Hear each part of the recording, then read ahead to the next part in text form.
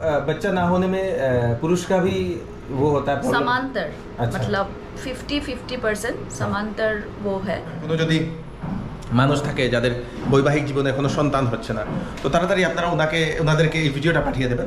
এবং तो मेल का जो स्पर्म का एज होता है ओनली 2 मंथ्स का होता है, क्योंकि वो मेडिसिन खा के साइकिल्स को रेगुलर करना, फार्मेसी से मेडिसिन खा के, ये बहुत गलत तरीका है एक्चुअली। নমস্কার দর্শকবৃন্দ, আমি কৃষ্ণকান্ত সিনহা শিলচর নিউজে আপনাদের সবাইকে স্বাগত জানাই। সমস্ত বরাকবাসীর জন্য একটা ভালো খবর নিয়ে আসলাম। অনেক ভগবান না করুক এরকম প্রবলেম অনেক মানুষের হোক, অনেক দাম্পত্য জীবনে বিবাহের পরেও অনেক বছর পরেও ওনাদের সন্তান হয় না, এরকম অনেক মহিলারা, পুরুষেরা, কাপল যারা আছেন ওনারা এই অসুবিধাটা ওনারা ফেস করছেন। বিবাহ হওয়ার অনেক বছর পর ওনাদের সন্তান হচ্ছে না, অনেক চেষ্টা করছেন, ডাক্তার দেখাচ্ছেন কিন্তু হচ্ছে না। তো সে সময় অনেকে চিন্তা করেন যে আইভিএফ ট্রিটমেন্টটা দিয়ে যদি সন্তান যদি জন্ম দেওয়া হয় তাহলে খুব ভালো বলে এরকম চিন্তা করেন। তো আগে কি হতো, আমাদের বরাকবেলির লোক, আগরতলার লোক আইভিএফের জন্য ওনারা গুয়াহাটিতে যেতেন, কলকাতাতে যেতেন, দিল্লি, বোম্বে, বাইরে যেতেন ওনারা। তো আজকে আমাদের শিলচরের যে গ্রেসওয়েল হাসপাতাল মেডিকেল রোড, যেটা সেই মেডিকেল রোডের যে গ্রেসওয়েল হাসপাতাল, সেই গ্রেসওয়েল হাসপাতালে আইভিএফের একটা সেন্টার খোলা হয়েছে। এখানে ডাক্তার মহোদয়া বসেন, ডক্টর অর্পিতা শর্মা মহোদয়া। উনি গুয়াহাটির জনিত আইভিএফ স্পেশালিস্ট। অনেক দিন ধরে উনি পরিষেবা দিয়ে আসছেন। অনেক সাকসেস রেট, অনেক যারা পুরুষ মহিলারা ওনারা সন্তানও পেয়েছেন দর্শকবৃন্দ। তো প্রথমবার আমাদের এখানে সেই আইভিএফের সেন্টারটা করা হয়েছে, এখানেই ট্রিটমেন্ট হবে। আর তার জন্য গুয়াহাটি, দিল্লি, বোম্বে, কলকাতায় যেতে লাগবে না। আপনারা যেখান থেকে দেখছেন, যদি আপনাদের এরকম কোনো সমস্যা হচ্ছে বা আপনাদের আশেপাশে যদি এরকম কোনো পুরুষ মহিলা আছেন যাদের বিবাহের অনেক বছর পরেও সন্তান হচ্ছে না, তো আপনারা এই ডাক্তার মহোদয়ের সঙ্গে শিলচরে এসে আপনারা দেখাতে পারবেন। মোবাইল নাম্বারটা দিয়ে দেবো, ওনার সঙ্গে কথা বলবো, এখানে কী আছে, কী ধরনের সিস্টেম করা হচ্ছে সব কিছু আমরা জানবো। চলুন সঙ্গে থাকবেন। সব থেকে ভালো একটা ভিডিও আজকে এতদিন পরে আমি করছি দর্শক। আরেকটা বাম্পার একটা ভিডিও আর 2 দিন পরে আসবে, এরকম ইউনিক একটা জিনিস নিয়ে সঙ্গে থাকবেন। গ্রেসওয়েল হাসপাতালের এটা হচ্ছে সেকেন্ড ফ্লোর না, সেকেন্ড ফ্লোর। এবং এই দেখেন প্রজন্ম ফার্টিলিটি ক্লিনিক, এই ইউনিট অফ গ্রেসওয়েল হাসপাতাল, এই গ্রেসওয়েল হাসপাতালে এটা করা হচ্ছে। খুব ভালো লাগলো এখানে। এবং এটা হচ্ছে এখানের যে এখানে পেশেন্টরা বসেন। অলরেডি পেশেন্ট ছিলেন অনেকজন, কিন্তু ভিডিও করছি বলে ওনাদেরকে সরানো হয়েছে। অনেকজন এখানে ওয়েট করে এসেছিলেন দর্শক, অনেকজনই। এবং এখানেও থাকেন এই দিক দিয়ে। এটা হচ্ছে সেই সেন্টারটা, এখানে ম্যাডাম আছেন, এটা হচ্ছে রিসেপশনিস্ট। এবং এখানে সেই সমস্ত ধরনের স্যাম্পল টেস্টিং সব কিছু করা হয়। ভিতরেরটাও আমরা ইয়েটা দেখাবো। তার আগে এখানে রিসেপশনিস্ট ম্যাডাম একজন বসেন, ওনার সঙ্গে কথা বলছি। ম্যাডাম নমস্কার। আপনি বসুন, আরামসে বসুন, কোনো আপত্তি নেই। তো ম্যাডাম আপনার কি নাম? আমার নাম মৌসুমী ভট্টাচার্য। আচ্ছা, তো আপনি এখানে কি করেন? আমি এখানে রিসেপশনের কাজ করি, প্লাস হসপিটালের আমি স্টাফ। আচ্ছা, রিসেপশনের কাজ করেন না, মানে যারা আসেন ওনারা প্রথম আপনাকে কন্ট্যাক্ট করতে লাগবে? হ্যাঁ, কন্ট্যাক্ট এখানেই করতে হবে। আচ্ছা, তো বুকিং যে করে আপনার এখানে কি ফোন আসে? হ্যাঁ, ফোন আসবে আমার এখানে, সিস্টারের এখানে ফোন আসবে। আর আমি এখানে মানে বিলিং কাউন্টারে আছি, বিলিং করব। ওকে, থ্যাংক ইউ। তো এখানে আমাদের সেই ম্যাডাম মহোদয় আছেন, doctor Arpita Sharma, MD, infertility specialist উনি। তো ওনার সঙ্গে এখন একটু কথা বলছি, চলুন সঙ্গে থাকবেন। हाँ मैडम नमस्ते। नमस्ते। आपका शुभ नाम बोल दीजिए। डॉक्टर अर्पिता शर्मा। मैं जानिदवा आईवीएफ सेंटर की कंसल्टेंट और डायरेक्टर हूँ। अभी यहाँ पे सिलचर में मैं शायद 4 इयर्स से आ रही हूँ ग्रेसवेल हॉस्पिटल में। और अभी अप्रैल से हमने यहाँ पे अभी आईवीएफ शुरू किया है। यहाँ पे? हाँ, यहाँ अभी मतलब आईवीएफ सब कुछ यहाँ पर ही होगा? यहीं पे होगा सब। पहले तो आप गुवाहाटी में ले जाते थे? हाँ, पहले पेशेंट्स यहाँ पे ओपीडी करने के बाद गुवाहाटी आते थे आईवीएफ करने के लिए। तो एक जर्नी का वो भी अभी कम हो गया, वहाँ पे रहना खर्चा थोड़ा ज़्यादा हो जाता था। हाँ। तो यही हम लोग देखने के बाद एक कैलकुलेशन किया कि नहीं, यहाँ पे आईवीएफ आना चाहिए। तो अभी अप्रैल से हम लोग ने यहाँ पे कंप्लीट जो टेक्नोलॉजी गुवाहाटी में दे रहे हैं हम लोग, अभी यहाँ पे आ गए। तो जनरल लोगों का एक सवाल होता है मैडम कि ये मतलब शादी के बाद भी बहुत साल हो जाता है, कपल्स का कोई बच्चा नहीं होता, इसका कारण क्या है आपके हिसाब से? बहुत कारण हो सकता है। अगर हम लोग कारण हिसाब से कॉमन कारण है, फीमेल्स का 50% कारण होता है और मेल्स का 50% होता है। अच्छा। तो फीमेल्स का आपका ट्यूब्स का ब्लॉक होना, सिस्ट ओवेरियन में एंडोमेट्रियोसिस या सिस्ट जो बोलते हैं वो होना, मायामा या फाइब्रॉइड्स अगर यूट्रस में बहुत ज़्यादा है, तो और एडिनोमायोसिस बोलते हैं, और एक बीमारी यूट्रस का, वो ये कॉमन बीमारी है फीमेल्स का, जिसके लिए, और अगर एज में शादी कर रहे हैं, अच्छा, तो ज़्यादा एज हुआ, हाँ ज़्यादा एज हो गया, तो क्या होता है कि उनका अंडा का क्वांटिटी गिर जाता है, कम हो जाता है। अच्छा। तो अंडा का क्वांटिटी जब कम हो जाता है तो एक फर्टिलिटी जो पोटेंशियल होता है हर औरत का, वो बहुत नीचे हो जाता है, कम हो जाता है। तो वो भी एक अभी कारण बहुत अभी दिख रहा है, क्योंकि हम लोग का अभी सोसाइटी में थोड़ा लेट मैरिज होना शुरू हो गया है, कैरियर के लिए, एजुकेशन ऑप्शंस के लिए लड़की लोग का शादी थोड़ा पीछे हो रहा है। तो आपके हिसाब से जल्दी करना अच्छी बात है? जल्दी करना अच्छी बात नहीं है, लेकिन प्लानिंग थोड़ा अच्छी, मतलब अगर शादी हो गया तभी भी हम लोग देखते हैं कि 5 साल 6 साल तक प्लानिंग ही नहीं करते। हाँ। नहीं करते हैं। तो मेरे ख्याल से शादी के बाद 1 साल के बाद मेरे ख्याल से एक प्लानिंग करना जरूरी है। अच्छा, बहुत सारे लोगों का ये मानना है कि ज़्यादा मोटे होने के कारण भी नहीं होता, ऐसा कुछ होता है क्या? और एक कंडीशन है पीसीओडी। अच्छा, पीसीओडी का, हाँ, पॉलीसिस्टिक ओवेरियन डिजीज, हाँ, जो मोटापा के लिए होता है, ओबेसिटी के लिए होता है, वो जिसमें आपका मेंस्ट्रुअल साइकिल बहुत इरेगुलर हो जाता है, अंडा नहीं निकलता है। हाँ। तो उसी कारण जो इसके लिए अंडा नहीं निकलता है, उसी कारण ये पीसीओडी जो हम लोग बोलते हैं ना, उसके लिए आपका बच्चा इनफर्टिलिटी एक बहुत कॉमन रीज़न है। तो बहुत सारे जो महिलाओं का, जिन लोगों का मेंस रेगुलर नहीं होता, 4-5 महीने में होता है, क्या उन लोगों का भी ये आईवीएफ से बच्चा हो सकता है? आईवीएफ एक्चुअली एक लास्ट स्टेज ऑफ ये ट्रीटमेंट है। उससे पहले बहुत सारा ट्रीटमेंट है, वो भी सारा अभी यहाँ पे आ गए हैं, आप लोग करवाते हैं। हाँ। अच्छा। तो पीसीओडी के लिए ऐसा नहीं है कि उनको आईवीएफ में ही जाना पड़ेगा। आईवीएफ ऐसा एक चीज़ है जो दूसरा ट्रीटमेंट फेल हो गया है, उसके बाद हम लोग आईवीएफ के लिए सोचते हैं। ओके। आईवीएफ सेंटर का ये मतलब नहीं है कि आप आ गए और हम लोग आपको आईवीएफ कर देंगे, ऐसा नहीं है। अच्छा। सारा कंडीशंस देखेंगे कि आपको अभी आईवीएफ जरूरत है कि नहीं, तब हम लोग डिसीजन लेके सोचते हैं कि अभी आपको आईवीएफ का जरूरत है। अच्छा। पीसीओडी एक बहुत कॉमन प्रॉब्लम है जो ट्रीटमेंट के साथ, मतलब मेडिसिन के साथ भी बहुत अच्छे से ठीक हो सकता है। ओके। तो ऐसा नहीं है कि उनको आईवीएफ, मतलब जिन लोगों का मेंस रेगुलर क्लियर नहीं होता, जिन महिलाओं का, उन लोगों का, लेकिन बहुत जल्दी अगर शादी के बाद दिख रहा है कि मेंस्ट्रुअल साइकिल एकदम इरेगुलर जा रहा है, लेकिन तुरंत उनको फर्टिलिटी स्पेशलिस्ट के पास या गायनेकोलॉजिस्ट के पास जाके ये चीज़ डिस्कस करना चाहिए। अच्छा। क्योंकि वो मेडिसिन खा के साइकिल्स को रेगुलर करना, फार्मेसी से मेडिसिन खा के, ये बहुत गलत तरीका है एक्चुअली। लेकिन उनको जाके दिखाना चाहिए कि क्यों इरेगुलर हो रहा है, थायराइड का प्रॉब्लम है या पीसीओडी हो गया है, वो दिखाना चाहिए। फिर मेडिसिन के साथ मैक्सिमम पेशेंट्स कंसीव कर जाते हैं। ओके। तो आईवीएफ तक जाने का जो जरूरत नहीं है, थोड़ा वेट लॉस, थोड़ा लाइफस्टाइल मॉडिफिकेशन, डाइट कंट्रोल, उसके साथ ही कंसीव कर जाते हैं। बहुत बढ़िया। तो ये बहुत सारे लोगों का ये सवाल होता है कि ये आईवीएफ होता क्या है? आईवीएफ का मतलब है इन विट्रो फर्टिलाइजेशन, मतलब फर्टिलाइजेशन जो होता है फीमेल बॉडी में, वो फैलोपियन ट्यूब्स में होता है। अभी और एक चीज़ रह गया बोलना, जो आपने बोला कि और कॉजेज क्या होते हैं। हाँ। मैंने फीमेल के लिए बोला, मेल कॉजेज है अगर उनका सीमेन प्रॉब्लम है, अच्छा। काउंट लो है, मोटिलिटी कम है, वो मैक्सिमम, लेकिन लाइफस्टाइल के लिए हम लोग को अभी दिख रहा है, स्ट्रेस ज़्यादा होता है, स्मोकिंग, स्ट्रेस, अल्कोहल, इनके लिए हम लोग को दिखा जा रहा है। तो वो मेल्स का मैक्सिमम प्रॉब्लम हम लोग को सीमेन में दिखता है। ओके। अगर हम लोग आईवीएफ के लिए अभी जाए, आईवीएफ का मतलब है कि हम लोग फर्टिलाइजेशन जब बाहर करते हैं उसको ही आईवीएफ बोलते हैं, इन विट्रो फर्टिलाइजेशन। एक नेचुरली क्या होता है कि फीमेल बॉडी के अंदर फैलोपियन ट्यूब्स में फर्टिलाइजेशन होता है। फर्टिलाइजेशन का मतलब एग और स्पर्म का यूनियन जो होता है वो फैलोपियन ट्यूब्स में होता है। जब यही यूनियन अंडा और स्पर्म का हम लोग के एम्ब्रायोलॉजी लैब में करते हैं, उसी को आईवीएफ बोलते हैं। अच्छा। ऐसा नहीं है कि एक बहुत मिसकंसेप्शन है आईवीएफ टेस्ट ट्यूब बेबी की, दूसरे का स्पर्म, दूसरे का अंडा। ऐसा लोग ये बहुत मिसकंसेप्शन है। उन्हीं का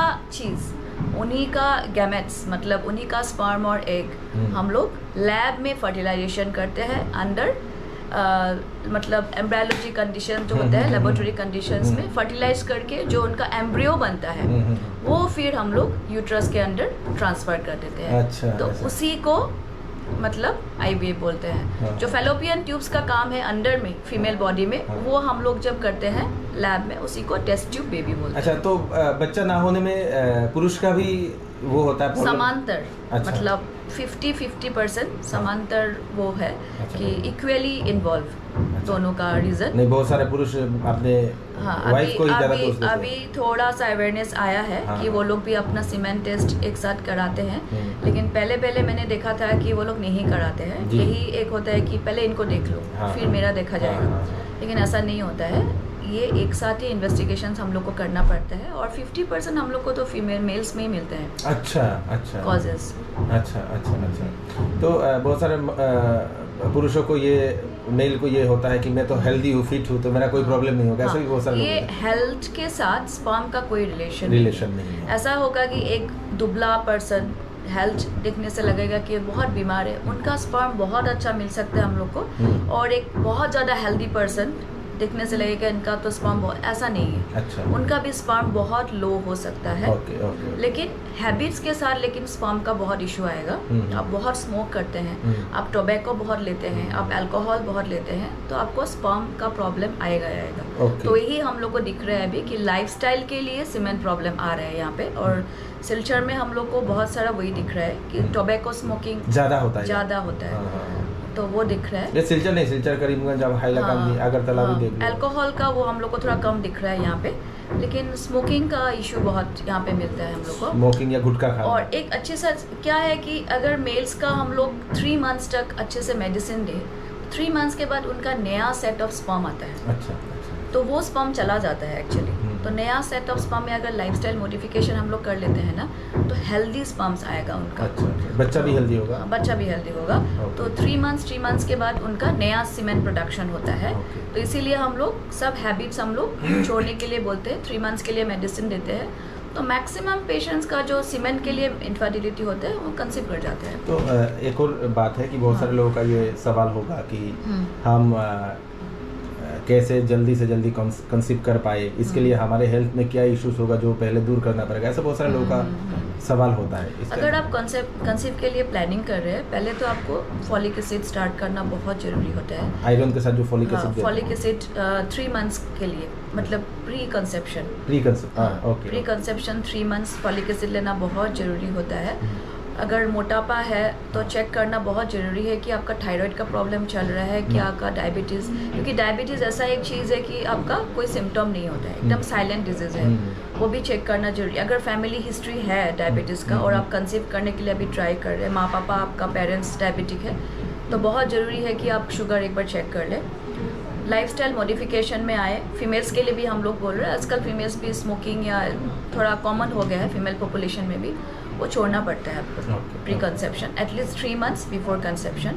और मेल्स का भी ऐसे ही है, अगर कोई लाइफस्टाइल इश्यूज़ है तो उसको चेंज करना पड़ता है और उसके बाद कंसेप्शन के लिए आना चाहिए। हेल्दी डाइट और हेल्दी लाइफस्टाइल बहुत ज़रूरी है, पहले उसको स्टार्ट करना, उसके बाद कंसेप्शन, क्योंकि आप एक हेल्दी बेबी अगर ला रहे हैं आपको खुद हेल्दी होना पड़ेगा। यस। ये बहुत ज़रूरी है। खाना भी हेल्दी खाना पड़ेगा, सब कुछ हेल्दी होना पड़ेगा, स्लीप साइकिल हेल्दी होना पड़ेगा। हेल्दी लाइफस्टाइल का मतलब जो आप फ्रोज़न फूड्स खा रहे हैं, बाहर से लेके खा रहे हैं, सब छोड़ के, उसमें बहुत प्रिजर्वेटिव टॉक्सिक होते हैं, इसलिए वो भी बहुत इफेक्ट करते हैं। तो ये अगर आप स्टार्ट करें उसके बाद प्लानिंग करें, वो बहुत अच्छा रहेगा। तो मैडम एक और सवाल कि IVF में सक्सेस रेट कितना होता है? हाँ, एक ये बहुत मिसअंडरस्टैंडिंग है कि IVF करने से 100% बच्चा हो जाएगा, ऐसा नहीं है। IVF एक साइंस है, एक टेक्नोलॉजी है जो हम लोग आपको असिस्ट कर रहे हैं हेल्प होने के लिए, मतलब प्रेगनेंसी होने के लिए। ऐसा नहीं है कि IVF कर दिया और आपका 100% आपको प्रेगनेंसी आ जाएगा। IVF का सक्सेस रेट डिपेंड करेगा फीमेल का एज के ऊपर है, मेल के एज के ऊपर नहीं। मेल के एज के ऊपर डिपेंड नहीं करता, क्योंकि आप पहले मैंने बोला कि मेल का जो स्पर्म्स है 3 मंथ्स के अंदर आता है। Okay. तो मेल का जो स्पर्म का एज होता है ओनली 2 मंथ्स का होता है। Okay. अगर एक 40 इयर्स का लेडी और हस्बैंड का एज 48 है, उनका 48 का इफेक्ट नहीं आएगा, लेकिन उनका स्पर्म ओनली 2 मंथ्स ओल्ड है। Okay. समझ में आ रहा है ना हाँ, आपको? जी। लेकिन वो 40 इयर्स का जो एक लेडी है, वो जन्म में, बर्थ में जो अंडा लेके आए हैं, वही अंडा से उनको बच्चा करना होता है। Okay. उनका अंडा का एज लेकिन अभी 40 इयर्स ही है। Okay. जो इसीलिए अंडा का एज के ऊपर ही फीमेल का सक्सेस रेट होता है IVF में, मेल का एज का काउंट नहीं होता है। महिला का एज जितना लेट होगा बढ़ जाएगा, हाँ। सक्सेस रेट IVF का नीचे जाएगा। अच्छा। अप टू 32 इयर्स आपका सक्सेस रेट IVF का 50 to 60% होता है। ये Okay. सबसे हाईएस्ट है। Okay. ठीक है। और सपोज 35-36 के बाद ये नीचे गिरना शुरू हो जाएगा। ओके 40 इयर्स में अगर आप IVF कर रहे हैं तो आपको ओनली 10% का चांस अच्छा अच्छा तो ऐसा होता है। सक्सेस रेट किसी कपल के लिए, किसी एज के लिए फिक्स नहीं होता है। Thank you madam, thank you so much. Thank you. তো এখন এখানের যে ভিতরের যে সেন্টারটা যেখানে ট্রিটমেন্ট বগেরা হয় সেইটা দেখবো। আমাকে একটা ড্রেস দেওয়া হবে, ওনাদের সেই ড্রেসটা পরে আমি যাবো। আমি একটু রিকোয়েস্ট করলাম দেখানোর জন্য দর্শকদের, চলুন দেখাই। আজকে থেকে যেহেতু এটা স্টার্ট হয়েছে সব কিছু আমি আপনাদেরকে দেখাবো, সঙ্গে থাকবেন। तो ये है मेरा ड्रेस। आपका नाम क्या है बताइए? मेरा नाम लाइजुन हलम है, मैं यहाँ का स्टाफ हूँ, सिस्टर हूँ। कितने दिनों से है? मतलब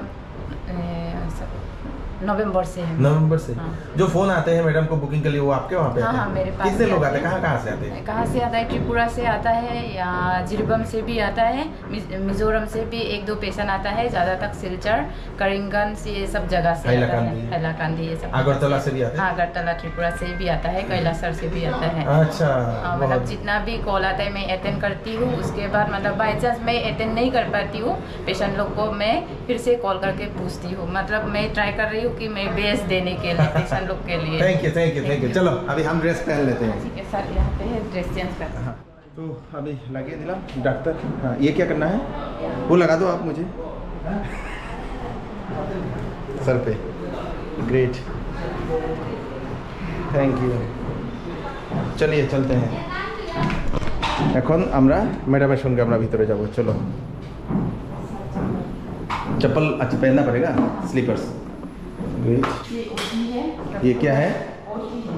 अच्छा ये ओटी है। हाँ, पूरा सेटअप हुआ है ये तो। अच्छा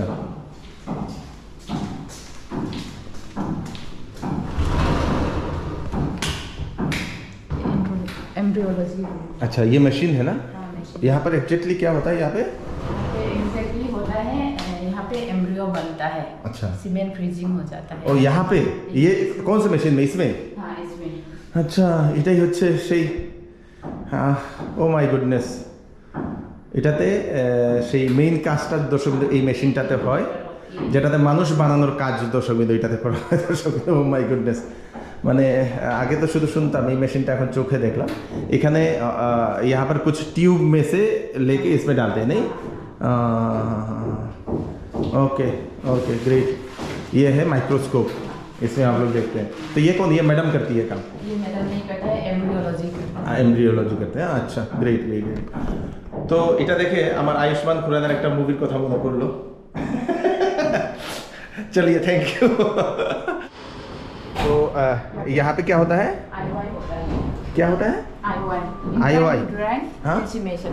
यहाँ पे IOI करता है, ये माइक्रोस्कोप से इंट्रायूटेराइन इंसीमेशन है। अच्छा। IOI मतलब कि हस्बैंड का स्पर्म लेके उसको वॉश करके डायरेक्ट यूटेरस में देता है। ओह यहाँ पे वो काम होता है।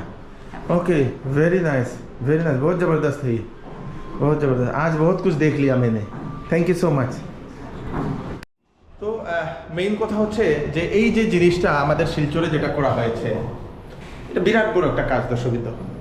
অনেক মানুষের জীবনে একটা খুশি আসবে, একটা শান্তি আসবে এই এই এই এই কাজের জন্য, এই এই জিনিসটার জন্য। এবং I am very much happy, আমি খুবই খুশি এই যে ইনফার্টিলিটি সেন্টার যেটা এখানে গ্রেসওয়েল হাসপাতালে করা হয়েছে।